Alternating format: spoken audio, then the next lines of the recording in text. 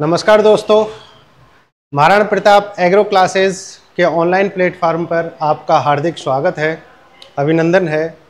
मैं राजेंद्र सिंह। आज हम हमारे टॉपिक में लेके आए हैं मोनेरा। जैसा कि पिछली वीडियो में हमने पढ़ा था कि आर.एच. विटेकर जी ने 5 जगत जो प्रणाली दी थी, उस 5 जगत प्रणाली में इन्होंने सबसे पहला जो जगत बनाया था सूक्ष्म जीवों का, वो जो जगत था वो है मोनेरा जगत। इस मोनेरा जगत के अंदर आप सब लोग जानते ही हैं, थोड़ी बेसिक सी चीज़ें हैं। मोनेरा जगत के अंदर सभी प्रकार के एक कोशिकीय सूक्ष्म जीव आते हैं। ठीक है, ये सूक्ष्म जीव कौन कौन से होते हैं मोनेरा जगत में? आज जो हम सूक्ष्म जीव मेनली पढ़ेंगे वो सबसे पहले आर्कीबैक्टीरिया, जीवाणु, साइनो जीवाणु और माइकोप्लाज्मा। ये 4 जो सूक्ष्म जीव हैं, इन 4 सूक्ष्म जीवों के बारे में अध्ययन करेंगे। और ये 4 सूक्ष्म जीव आर.एच. विटेकर जी ने मोनेरा जगत के अंदर रखे थे। तो इसमें आइए सबसे पहले हम हमारा वीडियो शुरू करते हैं आज। और इस वीडियो में हम हमारा टॉपिक स्टार्ट करते हैं मोनेरा। और मोनेरा के अंदर सबसे पहले हम मोनेरा जगत के पाए जाने वाले जो सूक्ष्म जीव हैं उनके कुछ सामान्य लक्षणों के बारे में यहाँ हम चर्चा करते हैं। तो मोनेरा जगत के जो सामान्य लक्षण हैं उनमें सबसे पहला जो लक्षण आता है वो यही आता है कि मोनेरा जगत के सभी जीव प्रोकैरियोटिक होते हैं, एक कोशिकीय सूक्ष्म जीव होते हैं।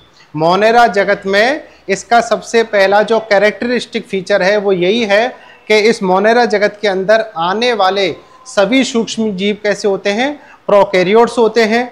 और ये एक कोशिकीय जीव होते हैं। एक कोशिकीय के साथ साथ में, क्योंकि अब ये एक कोशिकीय है तो सीधी सी बात है इनका आकार अति सूक्ष्म होगा और ये नग्न आंखों से दिखाई नहीं देंगे, इसलिए ये एक कोशिकीय सूक्ष्म जीव कहलाते हैं। दूसरा जो है, क्योंकि हमने पढ़ा कि ये कैसे जीव हैं, ये प्रोकैरियोटिक जीव हैं। कैसे जीव हैं? प्रोकैरियोटिक जीव हैं। तो प्रोकैरियोटिक जीव है तो इनका जो केंद्रक है वो कैसा होगा? इनका केंद्रक अविकसित केंद्रक होगा और उस केंद्रक के चारों तरफ जो केंद्रक झिल्ली पाई जाती है यूकैरियोट्स के अंदर, वो यहाँ पर अनुपस्थित होती है।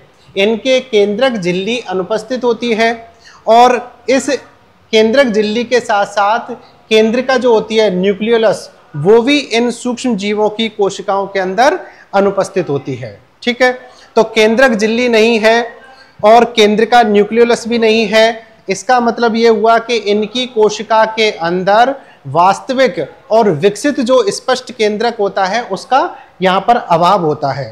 तो इनका जो केंद्रक झिल्ली ना होने के कारण इन जीवों का जो आनुवांशिक पदार्थ होता है, अब सभी कोशिकाओं में आनुवांशिक पदार्थ डीएनए ही होता है, तो ये जो आनुवांशिक पदार्थ है इनका डीएनए, ये डीएनए क्या है? साइटोप्लाज्म में बिखरी हुई अवस्था में पाया जाता है।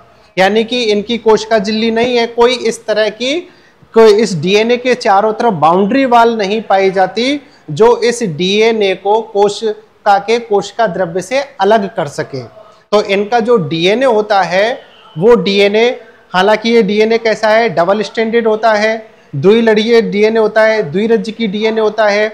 और ये डीएनए एक छल्ले की तरह, धागे की तरह उलझी हुई अवस्था में कोशिका द्रव्य के अंदर बिखरी हुई अवस्था में ये पाया जाता है। इसी बिखरे हुए डीएनए को क्या कहते हैं? केंद्रकाव या आद्य केंद्रक कहते हैं। ये बड़ा इंपॉर्टेंट पॉइंट है। इनका जो मोनेरा है या प्रोकैरियोट्स है, इन प्रोकैरियोट्स का जो केंद्रक होता है, या यूं कह लो, क्योंकि केंद्रक वास्तविक तो होता नहीं इनमें, तो इनका जो केंद्रक का मतलब क्या हो गया? आनुवांशिक पदार्थ। इनका जो आनुवांशिक पदार्थ है डीएनए, ये डीएनए आनुवांशिक पदार्थ क्या कहलाता है? केंद्रकाव कहलाता है, या इसका दूसरा नाम है आद्य केंद्रक, और अंग्रेजी में इसको बोलते हैं न्यूक्लियोइड या इंसिपिएंट न्यूक्लियस कहते हैं। एक तीसरा नाम और आता है, वो है जीनोफोर। ये भी बड़ा टेक्निकल नाम है, जीनोफोर। बहुत सारी एग्जाम में जीनोफोर भी एक ऑप्शन आता है। देखिए, थोड़ा सा मैं यहाँ बीच में आपको बता दूं, जो students RPSC first grade biology की तैयारी कर रहे हैं या करने वाले हैं या आरपीएससी सेकंड ग्रेड साइंस की तैयारी कर रहे हैं, ये सारे टॉपिक्स उसी सिलेबस के अकॉर्डिंग हम यहाँ पर पढ़ा रहे हैं, आपके साथ यहाँ चर्चा कर रहे हैं। इसके साथ साथ में केंद्रीय विद्यालय और नवोदय विद्यालय के अंदर पीजीटी बायोलॉजी की भी पोस्टें आने वाली है, वैकेंसी आने वाली है। तो जो छात्र यहाँ पर आरपीएससी फर्स्ट ग्रेड बायोलॉजी की तैयारी कर रहे हैं वो साथ ही साथ नवोदय विद्यालय और केंद्रीय विद्यालय में पीजीटी बायोलॉजी की भी तैयारी करें। दोनों का जो सिलेबस है, आरपीएससी का भी, केंद्रीय विद्यालय का भी, नवोदय विद्यालय का भी, इसका जो बायोलॉजी का जो सिलेबस है वो सेम होता है और वही पेपर स्टैंडर्ड और लेवल का आता है। तो यहाँ पर बहुत सारी एग्जाम्स में, मोनेरा के अंदर, प्रोकैरियोट्स के अंदर, कई बार बहुत सारी एग्जाम में, सेकंड ग्रेड साइंस की भी आप एग्जाम देखना, आरपीएससी की जो एग्जाम हुई है, पिछले जो पेपर आए हुए हैं, कहीं ना कहीं आपको ये क्वेश्चन आपको जरूर मिलेगा कि भाई प्रोकैरियोट्स का या मोनेरा जगत के जो जीव हैं उनका आनुवांशिक पदार्थ क्या कहलाता है, जीनोफोर कहलाता है या केंद्रकाव कहलाता है। ये ऑप्शन आपको जरूर मिलेगा। तो इस पर क्वेश्चन आता है, तो इनका जो आनुवांशिक पदार्थ है वो केंद्रकाव, न्यूक्लियोइड या जीनोफोर कहलाता है। इसके साथ साथ क्योंकि इनमें वास्तविक केंद्रक नहीं होता, तो इनमें वास्तविक केंद्रक नहीं है तो इनके अंदर झिल्ली युक्त कोशिकांग भी सभी एब्सेंट होते हैं। जितने भी यूकैरियोट्स के अंदर, यूकैरियोटिक कोशिका के अंदर झिल्ली युक्त कोशिकांग पाए जाते हैं। झिल्ली युक्त कोशिकांग कौन कौन से होते हैं? जैसे केंद्रक तो है ही है, इसके अलावा एंडोप्लाज्मिक रेटिकुलम होता है, माइटोकॉन्ड्रिया होती है, गोल्जी काय होता है और प्लास्टिड्स पाए जाते हैं, लवक जिन्हें हम कहते हैं। प्लांट कोशिका के अंदर, हरे प्लांट सेल्स के अंदर ये हरित लवक के रूप में पाए जाते हैं। तो ये जितने भी झिल्ली युक्त कोशिकांग होते हैं वो सारे के सारे कोशिकांग या प्रोकैरियोटिक सेल के अंदर एब्सेंट होते हैं। इसके अलावा इनका एक और लक्षण है, प्रकाश संश्लेषी वर्णक इनमें पाया जाता है।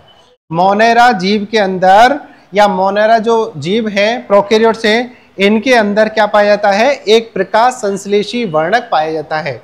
इनकी कोशिका में विशेष प्रकार का वर्णक पाया जाता है जिसको क्रोमेटोफोर कहते हैं। क्या बोलते हैं इसको? क्रोमेटोफोर कहते हैं। अब देखो ये क्रोमेटोफोर है, ये क्या काम करता है? प्रकाश संश्लेषी वर्णक है, नाम से पता चल रहा है। तो ये कोशिका में क्या करेगा? प्रकाश संश्लेषण की क्रिया करेगा। तो इसका मतलब ये हुआ कि मोनेरा जगत के जो जीव होते हैं वो कुछ जीव कैसे होते हैं? प्रकाश संश्लेषी भी होते हैं। अगर हम इनको पोषण के आधार पर देखें तो ये जीव कैसे होंगे? क्रोमेटोफोर है तो ये प्रकाश संश्लेषी जीव भी होंगे। ठीक है, क्रोमेटोफोर है तो प्रकाश संश्लेषी जीव भी होंगे ये। और प्रकाश संश्लेषी जीव के साथ साथ में ये क्या होते हैं? यहाँ पर रसायन संश्लेषी जीव भी ये होते हैं। ठीक है ना। तो ये जो पोषण की दृष्टि से मोनेरा जीव के जो जंतु है वो प्रकाश संश्लेषी जीव होंगे, रसायन संश्लेषी जीव होंगे। रसायन संश्लेषी का मतलब होता है कि कुछ जीवाणु क्या करते हैं, वो रासायनिक पदार्थों का ऑक्सीडेशन कर और उस ऊर्जा से एटीपी का निर्माण करते हैं और वो एटीपी इनके सेल के अंदर काम आती है मेटाबॉलिज्म रिएक्शन के लिए। तो ये प्रकाश संश्लेषी भी है और रसायन संश्लेषी भी है। कुछ जीवाणु ऐसे होते हैं जिनमें क्रोमेटोफोर नहीं पाया जाता, वो रसायन संश्लेषी भी नहीं होते हैं, तो वो तीसरी कैटेगरी में आते हैं परपोषी। वो कौन से हैं? वो परपोषी सूक्ष्म जीव होते हैं। फिर एक और नेक्स्ट पॉइंट आता है cell wall. Cell wall Monera जगत के जो जितने भी जीव हैं, जीवाणु और आर्कीबैक्टीरिया, माइकोप्लाज्मा, इनकी कोशिका के बाहर, कोशिका झिल्ली और कोशिका झिल्ली के बाहर क्या पाई जाती है? सेल वाल पाई जाती है, यानी कि कोशिका भित्ति उपस्थित होती है। ये कोशिका भित्ति किस पदार्थ की बनी हुई होती है? इस पे भी कई बार एग्जाम में सवाल पूछे जाते हैं और ये पूछे जाएंगे भी। तो इनकी जो सेल वाल है वो पेप्टिडोग्लाइकेन की बनी हुई होती है। इसका दूसरा नाम म्यूकोपेप्टाइड भी कहते हैं। तो पेप्टिडोग्लाइकोन याद रखना है और म्यूकोपेप्टाइड, दोनों में से कोई भी एक शब्द आएगा। तो इनकी जो सेल वाल है वो पेप्टिडोग्लाइकेन और म्यूकोपेप्टाइड से बनी हुई इनकी कोशिका भित्ति होती है। नेक्स्ट जो आता है, इनका जो लक्षण है वो है मीजोसोम्स की उपस्थिति। ये मीजोसोम्स क्या चीज है? ये जो जीवाणु है, मोनेरा जगत के जो सूक्ष्म जीव है, इनमें जो श्वसन प्रक्रिया पाई जाती है वो श्वसन किसके थ्रू होता है? मीजोसोम्स के द्वारा पाया जाता है। यानी कि इन जीवाणु कोशिकाओं के अंदर जो श्वसन के अंग होते हैं वो श्वसन के अंग क्या है? मीजोसोम्स हैं। वैसे तो जनरली क्या है, हायर प्लांट्स या हायर एनिमल्स की तरह इनमें कोई श्वसन अंग नहीं होते, ठीक है ना, लेकिन इन जीवों के अंदर श्वसन प्रक्रिया को संपन्न करने के लिए एक विशेष प्रकार की कोशिका में संरचना पाई जाती है जिसको मीजोसोम कहते हैं। इस मीजोसोम्स के ऊपर श्वसन के एंजाइम्स पाए जाते हैं। इस पर मीजोसोम्स पर क्या होते हैं? श्वसन के एंजाइम्स प्रेजेंट होते हैं। ये पॉइंट बहुत इंपॉर्टेंट है, ठीक है ना। ये मीजोसोम्स होते क्या है, थोड़ा सा हम इनके बारे में जानकारी प्राप्त करें कि मान लो ये कोशिका झिल्ली है, कोई जीवाणु कोशिका है, और इस जीवाणु कोशिका की ये अंदर की तरफ आपको कोशिका झिल्ली दिखाई दे रही है। ये कोशिका झिल्ली कोशिका द्रव्य की तरफ क्या हो जाती है? अंदर की तरफ फोल्ड हो जाती है। जो इनकी कोशिका झिल्ली है वो कोशिका द्रव्य के अंदर क्या है? बहुत सारे वलन बनाती है, और उन वलन के ऊपर यहाँ पर ये जो वलन है, इन वलन के ऊपर क्या पाए जाते हैं? श्वसन के एंजाइम्स प्रेजेंट होते हैं। इन वलन के ऊपर क्या पाए जाते हैं? श्वसन के एंजाइम्स प्रेजेंट होते हैं। तो ये पॉइंट याद रखना है कि मोनेरा जगत के जो जीव है या प्रोकैरियोट्स जो जीव होते हैं उनकी कोशिका के अंदर श्वसन के एंजाइम्स कहाँ पाए जाते हैं। ये सवाल भी बहुत सारी एग्जाम्स में पूछा जाता है। तो जो श्वसन के एंजाइम्स हैं वो मीजोसोम्स पर उपस्थित होते हैं। तो मीजोसोम्स पर एंजाइम उपस्थित है, इसका मतलब मीजोसोम्स किस में हेल्प करता है? श्वसन क्रिया में ये मदद करता है। फिर आता है इनके अंदर राइबोसोम्स किस प्रकार के पाए जाते हैं?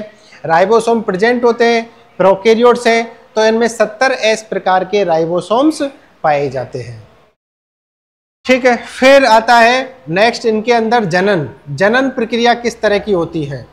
प्रोकैरियोट्स के अंदर जनन प्रक्रिया किस तरह की होती है? तो इनके अंदर वास्तविक लैंगिक जनन का अभाव होता है। वास्तविक लैंगिक जनन का इनके अंदर अभाव होता है। वास्तविक लैंगिक जनन,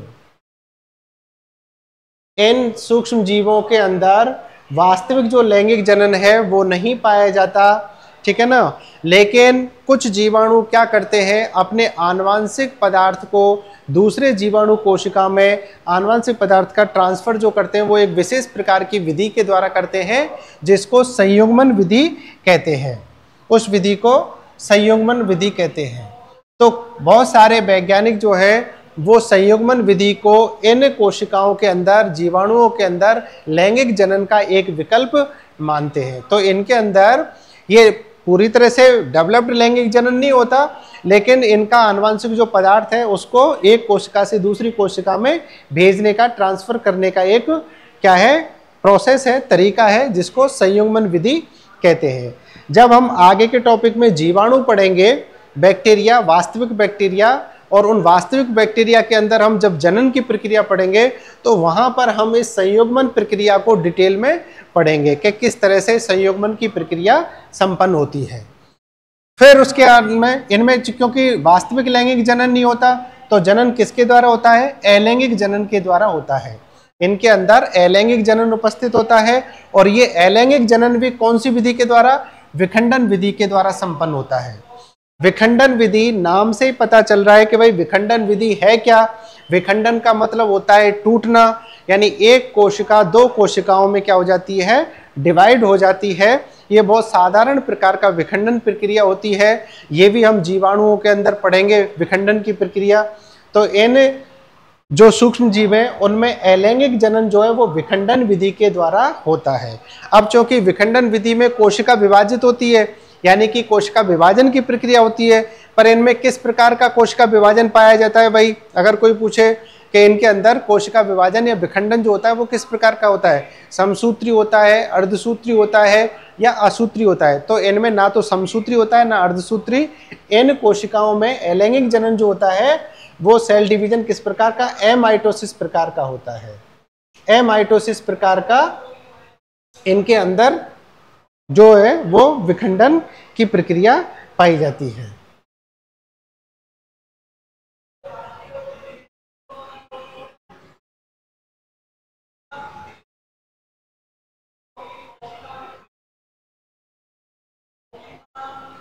तो इन कोश सूक्ष्म जीवों में जो अलैंगिक जनन होगा वो विखंडन विधि के द्वारा, और विखंडन विधि में भी कौन सा सेल डिवीजन होगा, एमाइटोसिस या असूत्रीय विभाजन होता है। फिर इसके अंदर भाई मोनेरा के ये सामान्य लक्षण हो गए। इन सामान्य लक्षणों को हम थोड़ा सा दिमाग में रख के आगे विशेष प्रकार के क्या है हम सूक्ष्म जीवों के बारे में पढ़ेंगे। मोनेरा जगत में कौन कौन से सूक्ष्म जीव हम पढ़ेंगे। इसमें सबसे पहले आर्कीबैक्टीरिया, जीवाणु, साइनो जीवाणु जिनको ब्लू ग्रीन एल्गी भी कहते हैं, नीले हरे शैवाल और माइकोप्लाज्मा, ये 4 प्रकार के सूक्ष्म जीव जो हैं वो मोनेरा जगत में आते हैं। और इनके बारे में जो डिटेल स्टडी है वो आगे के हम वीडियोज के अंदर पढ़ेंगे। तो यहाँ अब हम सबसे पहले आज पढ़ते हैं आर्कीबैक्टीरिया। मोनेरा में सबसे पहला जो जीव है वो कौन सा है, आर्कीबैक्टीरिया या आद्य जीवाणु। हम यहाँ पर इनके बारे में थोड़ा सा डिस्कस करेंगे, क्योंकि देखिए एग्जाम में ये जो आर्कीबैक्टीरिया है इनमें से एक जीवाणु का नाम जरूर पूछता है, ठीक है ना। 4 ऑप्शन दिए जाएंगे और उनमें से पूछेगा कि इनमें से कौन सा जीवाणु आर्कीबैक्टीरिया श्रेणी में आता है या ये प्राचीन जीवाणु है। तो आर्कीबैक्टीरिया या आद्य जीव नाम से पता चल रहा है ये आद्य हैं, ठीक है। आद्य का मतलब ये प्राचीन जीवाणु हैं। इनमें कुछ ऐसे लक्षण उपस्थित हैं जो प्राचीन जीवों के अंदर सबसे पहले जो पृथ्वी पर उपस्थित हुए उस प्रकार के प्राचीन लक्षण इन जीवाणुओं में पाए जाते हैं। तो ये प्रोकैरियोट्स ही होते हैं। आर्कीबैक्टीरिया क्या है, प्रोकैरियोट्स ही होते हैं। और ये आर्किया समूह के अंदर इनको वर्गीकरण के तहत रखा गया है। अगर इनका वर्गीकरण देखें तो हमने जैसे 3 डोमेन प्रणाली पढ़ी थी, कार्ल वूज की 3 डोमेन सिस्टम। उस 3 डोमेन सिस्टम में सबसे पहला जो डोमेन था वो आर्किया समूह था। उस समूह में कौन से आते हैं, आर्कियोबैक्टीरिया रखे गए हैं। तो ये आर्किया समूह के अंदर आते हैं। क्योंकि इन आर्कीबैक्टीरिया के अंदर प्राचीन लक्षण उपस्थित होते हैं, इनके अंदर प्राचीन लक्षण उपस्थित होते हैं, इसलिए इन आर्कीबैक्टीरिया को प्राचीन जीवाणु या आर्की जीवाणु कहा जाता है। यानी ऐसा माना जाता है उद्विकास के दौरान कि पृथ्वी पर जब जीवन की उत्पत्ति हुई तो सबसे पहले क्या है, ये जीवाणु ही उत्पन्न हुए थे, इसलिए पृथ्वी पर इनको प्रथम जीव भी कहा जाता है। अब ये सबसे पहले उत्पन्न हुए पृथ्वी पर, तो इनके जो लक्षण थे वो बहुत अविकसित लक्षण थे, प्राचीन काल के थे, बहुत सरल प्रकार के लक्षण थे। तो इनको हम आर्कीबैक्टीरिया या प्राचीन जीवाणु इन लक्षणों के आधार पर कहते हैं। इनके बारे में आर्कीबैक्टीरिया के कुछ सामान्य लक्षण हैं। क्या क्या है सामान्य लक्षण, कैरेक्टरिस्टिक फीचर्स। सबसे पहले आता है आवास। सबसे पहले इनका जो लक्षण आता है वो आता है आवास। ये कहाँ पर पाए जाते हैं, तो ये अत्यंत प्रतिकूल आवास में पाए जाते हैं। ये आर्की जीवाणु ऐसे कठोर परिस्थितियों में, ऐसे कठिन वातावरण में पाए जाते हैं जहाँ पर सामान्य जीव या सामान्य जीव जंतु हम और आप नहीं रह सकते। ऐसे कठिन परिस्थितियों के अंदर ये जीवाणु उपस्थित होते हैं। तो ये अत्यंत प्रतिकूल स्थिति कौन कौन सी होती है, ये लवणीय क्षेत्र होते हैं। ऐसे क्षेत्र जहाँ पर लवणता ज़्यादा होती है, जहाँ सामान्य कोशिका का या सामान्य सूक्ष्म जीवों का रहना मुश्किल है। या गर्म पानी के झरने, ऐसे झरने, गर्म पानी के झरने जिनका टेम्परेचर 80 डिग्री सेंटीग्रेड और इससे ऊपर भी होता है, ठीक है। तो गर्म पानी के झरने, अब गर्म पानी के 80 डिग्री सेंटीग्रेड वाले झरने के पानी में ना तो हम रह सकते हैं, ना आप रह सकते हैं, ना कोई दूसरे सूक्ष्म जीव। लेकिन ये जो आर्कीबैक्टीरिया है वो 80 डिग्री सेंटीग्रेड और 10 इससे भी ज़्यादा 100 डिग्री सेंटीग्रेड तक के पानी के अंदर भी ये पाए जाते हैं। फिर आता है दलदलीय क्षेत्र, यानी जो मार्सी एरिया होता है, जो दलदलीय क्षेत्र होता है, उस दलदलीय क्षेत्र के अंदर भी आर्की जीवाणु पाए जाते हैं। एक यहाँ पर मैं आपको छोटी सी चीज़ बता दूं कि कई बार क्वेश्चन आता है कि भाई मीथेन गैस का उत्पादन निम्न में से कौन से क्षेत्रों में होता है, रेगिस्तान, पानी, दलदलीय क्षेत्र, ठीक है ना, या लवणीय क्षेत्र। तो ये ऑप्शन आता है दलदलीय क्षेत्र। तो दलदलीय क्षेत्र में जो मीथेन गैस उत्पन्न होती है वो इन जीवाणुओं के कारण ही होती है, क्योंकि वहाँ पर आर्कीबैक्टीरिया पाए जाते हैं, ऐसे जीवाणु जो कि मीथेन गैस का उत्पादन करते हैं। अभी हम पढ़ेंगे आगे चल के। तो ये लवणीय क्षेत्र, गर्म पानी के झरने और दलदलीय क्षेत्र के अंदर ये जो आर्कीबैक्टीरिया हैं वो उपस्थित होते हैं। इसके अलावा इनकी जो सेल वाल है और सेल मेम्ब्रेन है, इनकी खास बात होती है, क्योंकि इसमें देखो सबसे पहले हमने इनका आवास पढ़ा, ये बहुत कठिन और प्रतिकूल स्थिति में रहते हैं। अब प्रतिकूल स्थिति में क्या है, सामान्य कोई जीव जंतु नहीं रह सकता, उसको प्रतिकूल स्थिति में रहने के लिए उसके बॉडी में कुछ ना कुछ स्पेशल फीचर्स होने चाहिए, उसके शरीर में कुछ विशिष्ट लक्षण या अनुकूलन होने चाहिए जो उस वातावरण में उस जीव को रहने के लायक बनाए। तो इन जीवाणुओं के अंदर ऐसी क्या खास चीज होती है, ठीक है ना। तो इनके अंदर दो चीजें हैं, एक तो है सेल मेम्ब्रेन, लेकिन सेल मेम्ब्रेन के बाहर भी एक मेम्ब्रेन पाई जाती है जो हम पहले पढ़ चुके हैं, वो है सेल वाल। इन जीवाणुओं की जो सेल वाल जो होती है वो जटिल पॉलीसैकेराइड और पॉलीपेप्टाइड की बनी हुई होती है, ये बहुत इंपॉर्टेंट है। अभी मैंने पढ़ाया था कि मोनेरा सूक्ष्म जीवों की जो सेल वाल है वो पेप्टिडोग्लाइकेन या म्यूकोपेप्टाइड की पाई जाती है, लेकिन ये जो आर्की बैक्टीरिया हैं इनकी जो सेल वाल है वो पेप्टिडोग्लाइकेन के अलावा पॉलीसैकेराइड और पॉलीपेप्टाइड की बनी हुई होती है। यानी कि ये पॉलीसैकेराइड पॉलीपेप्टाइड क्या है, पॉलीपेप्टाइड से क्या पता चल रहा है, प्रोटीन। तो इसका मतलब इनकी सेल वाल में क्या उपस्थित होता है, इनकी सेल वाल में प्रोटीन उपस्थित होती है, यानी प्रोटीन युक्त सेल वाल होती है। ये बहुत इंपॉर्टेंट कैरेक्टर है, प्रोटीन युक्त सेल वाल। तो इनकी जो कोशिका भित्ति है वो जटिल पॉलीसैकेराइड और पॉलीपेप्टाइड की बनी हुई होती है। इन्हीं पॉलीसैकेराइड के कारण ये जो जीवाणु है वो कठिन वातावरण में रहने में सहायक होते हैं।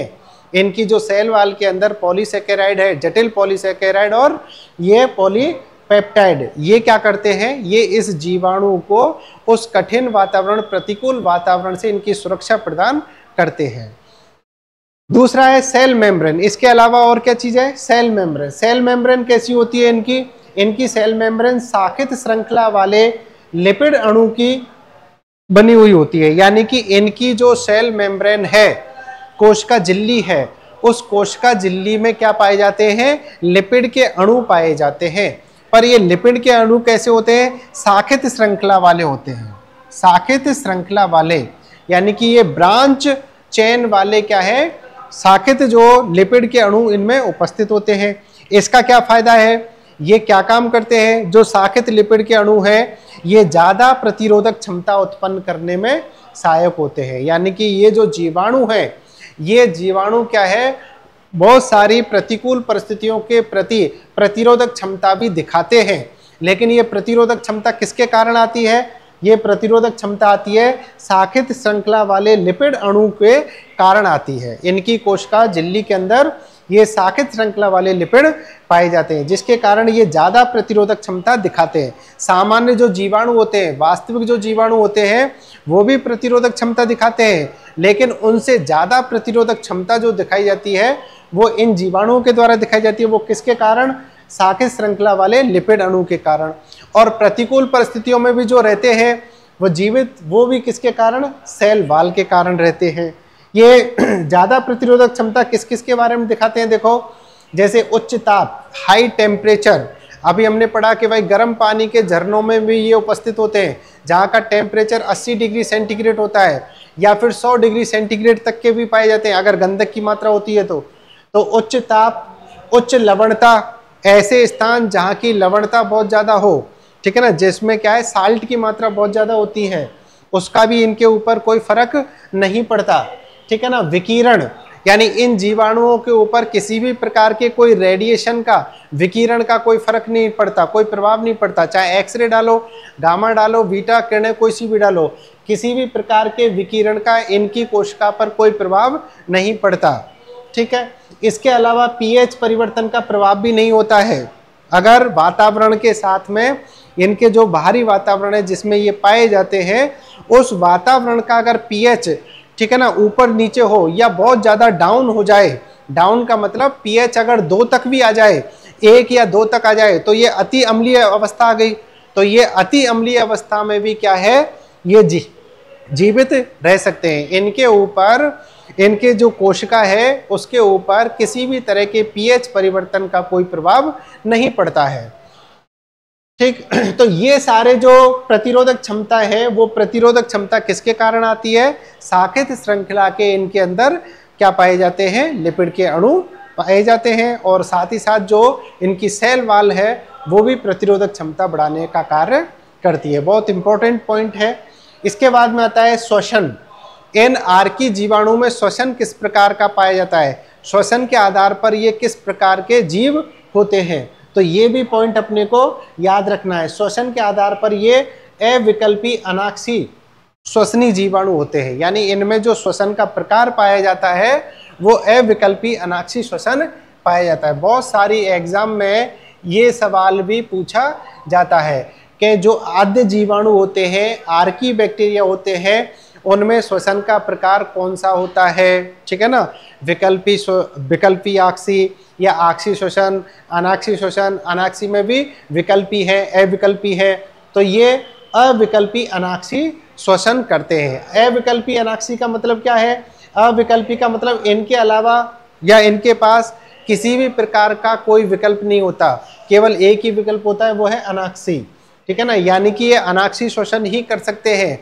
अगर ये अनाक्षी श्वसन नहीं करेंगे तो इनका क्या है? इनके पास दूसरा कोई विकल्प नहीं होता, यानी ऑक्सी श्वसन का इनके पास कोई विकल्प नहीं है।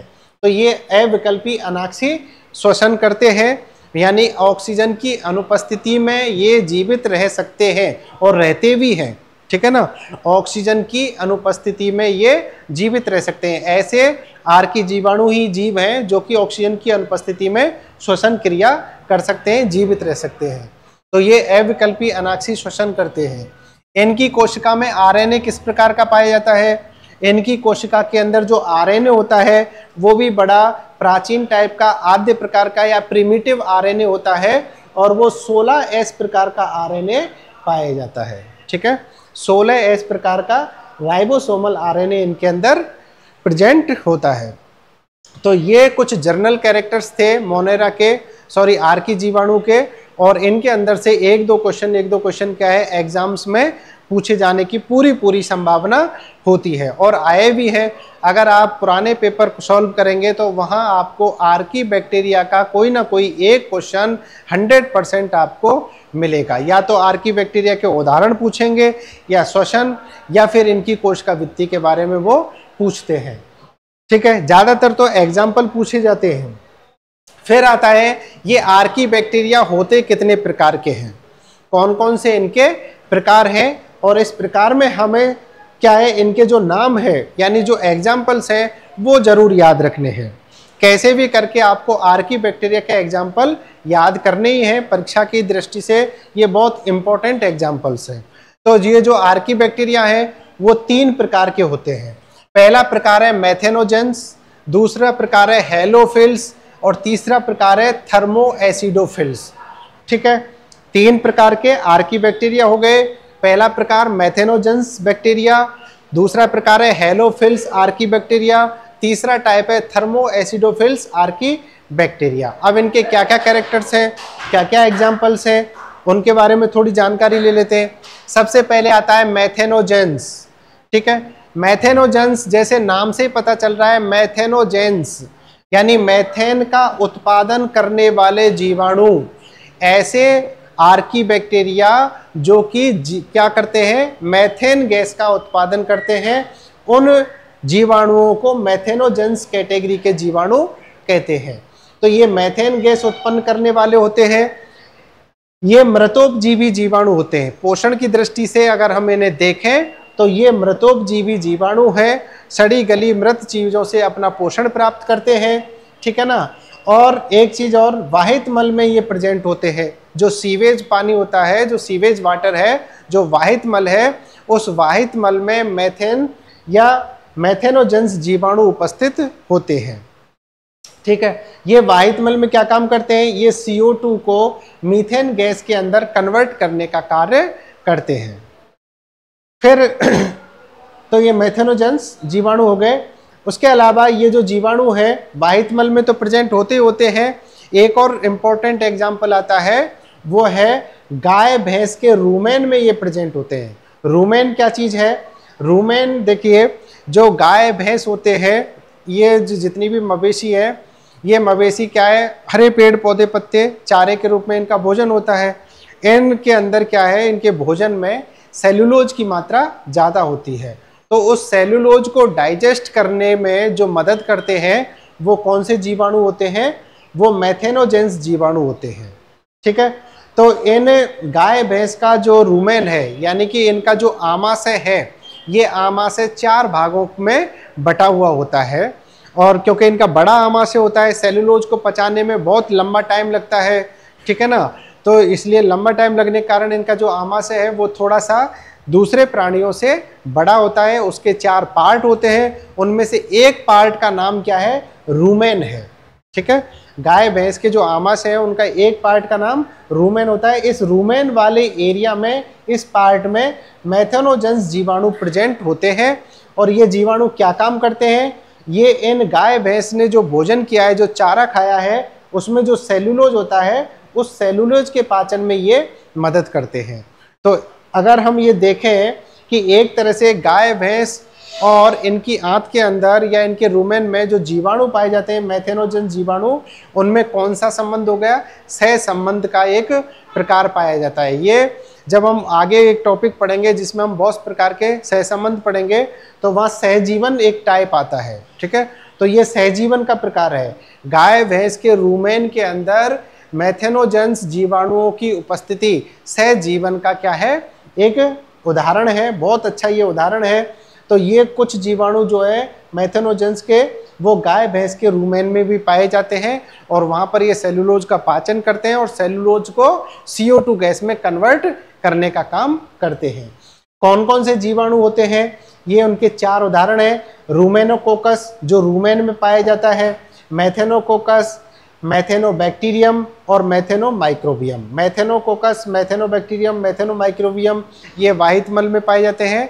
गाय भैंस के रूमेन के अंदर रूमेनोकोकस जीवाणु पाया जाता है। तो ये 4 प्रकार के जो जीवाणु है मेथेनोजेंस जीवाणु होते हैं। दूसरा इनका टाइप है हेलोफाइल्स। दूसरा टाइप क्या गया, हेलोफाइल्स। इनके क्या कैरेक्टर होते हैं, ये अत्यधिक लवणीय जल में प्रेजेंट होते हैं। ऐसा पानी जिसकी लवणता बहुत ज़्यादा होती है, उस पानी के अंदर ये हेलोफिल्स जीवाणु उपस्थित होते हैं।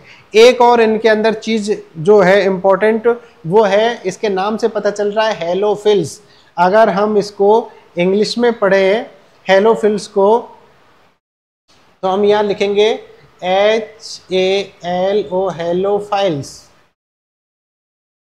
हेलोफाइल्स, फाइल्स का मतलब होता है लवर, यानी ऐसे जीव जो किसी दूसरी चीज को बहुत ज्यादा क्या करते हो, पसंद करते हो। ठीक है ना, फाइल्स का मतलब बहुत ज्यादा लाइक करते हो। और हेलो का मतलब होता है ये सन, लैटिन का वर्ड है, ये सन से रिलेटेड है। यानी ये जो हेलोफाइल्स जीवाणु है, ये क्या काम करते हैं, ये सूर्य से प्राप्त ऊर्जा को, उसके प्रकाश को डायरेक्ट ATP में कन्वर्ट करने का काम करते हैं। यानी कि ये जीवाणु क्या करेंगे, सूर्य से प्रकाश ग्रहण करेंगे।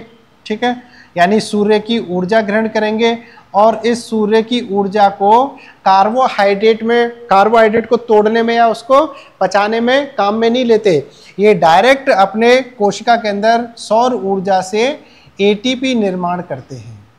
क्या करते हैं, ये ATP का निर्माण करते हैं। ठीक है ना, इसलिए इनको हम क्या कहते हैं, हेलोफाइल्स की श्रेणी में रखा गया है। इनके अंदर जो ऊर्जा है वो सूर्य के प्रकाश से ये ऊर्जा ग्रहण करते हैं। ये प्रकाश संश्लेषण नहीं करते, ध्यान रखना, इसमें ये इंपॉर्टेंट पॉइंट है कि ये जो हेलोफाइल्स है ये क्या प्रकाश संश्लेषी हो गए, नहीं, कि भाई ऐसा नहीं है कि भाई ये सूर्य की ऊर्जा को इन्होंने ग्रहण कर लिया और ATP निर्माण कर लिया कि साहब ये तो प्रकाश संश्लेषण करने, प्रकाश संश्लेषण नहीं करते हैं, ये डायरेक्ट ऊर्जा को ATP में कन्वर्ट कर रहे हैं। ठीक है ना, तो इनके अंदर प्रकाश संश्लेषण की क्रिया नहीं होती क्योंकि क्रोमेटोफोर्स इनमें एब्सेंट होते हैं। ये प्रकाश संश्लेषण नहीं करते हैं, प्रकाश संश्लेषण नहीं करते, ये प्रकाश संश्लेषण नहीं करते हैं। ठीक है, इसके उदाहरण है हेलोबैक्टीरियम। एक ही जीवाणु का एग्जाम्पल हमें याद रखना है, हेलोबैक्टीरियम। तीसरा प्रकार आता है आर्कीबैक्टीरिया का, और वो तीसरा प्रकार है थर्मोएसिडोफिल्स। थर्मोएसिडोफिल्स नाम से ही पता चल रहा है, थर्मो, इनके नाम में 3 शब्द आ रहे हैं।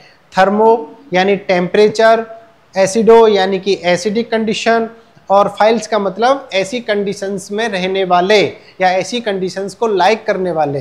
तो ये जो थर्मोएसिडोफिल्स जीवाणु हैं, आर्की बैक्टीरिया, ये देखो कहाँ कहाँ पाए जाते हैं। अत्यधिक ताप पर पाए जाते हैं, 80 डिग्री सेंटीग्रेड या इससे ऊपर के गर्म पानी के जो झरने हैं उन वातावरण के अंदर, उन झरनों के अंदर भी ये थर्मोएसिडोफिल्स जीवाणु पाए जाते हैं। नाम से पता चल रहा है थर्मो, टेम्परेचर, तो अत्यधिक ताप यानी 80 डिग्री सेंटीग्रेड पर भी ये प्रेजेंट होते हैं। अत्यधिक अम्लीय होते हैं क्योंकि एसिडो नाम आ रहा है। अभी मैंने इसको थर्मोएसिडोफिल्स को तो टुकड़ों में बांट के आपको बताया। थर्मो का मतलब होता है टेम्परेचर, एसिडो का मतलब एसिडिक, और फाइल्स का मतलब लाइक करने वाले। तो ये दोनों तरह के क्या है, वातावरण में पाए जाते हैं। हाई टेम्परेचर पे पाए जाते हैं और हाई एसिडिक कंडीशन पर भी ये प्रेजेंट होते हैं।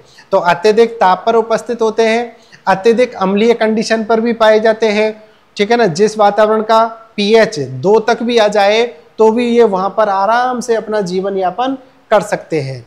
और ये गंधक युक्त गर्म पानी के झरने, जहां पर जिनका टेम्परेचर 100 डिग्री सेंटीग्रेड होता है, उस पानी के अंदर भी ये थर्मोएसिडोफिल्स आर्की बैक्टीरिया प्रेजेंट होते हैं। ये जो बैक्टीरिया है वो, क्योंकि देखो गंधक युक्त पानी में है, तो ये क्या करेंगे, सल्फर को H2S में कन्वर्ट करके ऊर्जा उत्पन्न करने का काम करते हैं। किसको, सल्फर को हाइड्रोजन सल्फाइड में कन्वर्ट करेंगे, उसका ऑक्सीडेशन करेंगे, और इस प्रक्रिया में जो ऊर्जा उत्पन्न होगी उस ऊर्जा का इस्तेमाल ये किसमें करेंगे, एटीपी निर्माण में करते हैं। तो इस तरह से ये रसायनों से क्या करते हैं, अपनी ऊर्जा की आपूर्ति करते हैं। तो ये जीवाणु जो रसायनों से अपनी ऊर्जा की आपूर्ति कर रहे हैं, इनको हम क्या कहेंगे, रसायन संश्लेषी जीवाणु कहते हैं। तो थर्मोएसिडोफिल्स जो होते हैं वो रसायन संश्लेषी जीवाणु होते हैं, ध्यान रखने की ये चीज है। इसके एग्जाम्पल्स हैं थर्मोएसिडोफिल्स के, एसिडोथर्मस और सल्फोलोबस। 2 एग्जाम्पल हैं, एसिडोथर्मस